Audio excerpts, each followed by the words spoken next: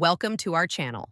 If you want to verify your GoDaddy account, follow these step-by-step instructions to complete the verification process and secure your domain and hosting services. Step 1. Open your web browser and go to godaddy.com.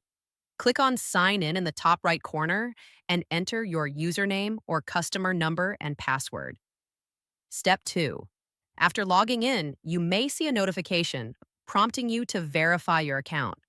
This is especially important if you've recently registered a domain or made significant account changes. Step 3. Navigate to your account settings by clicking on your username or profile icon in the top right corner, then select My Account or Account Settings. Step 4. Look for any verification warnings or prompts on your account dashboard. GoDaddy may require email, phone, or identity verification depending on your account activity.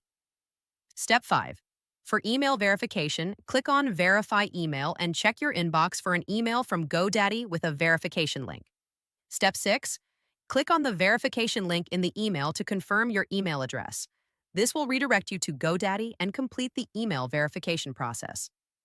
Step 7. For phone verification, you may need to provide a mobile phone number.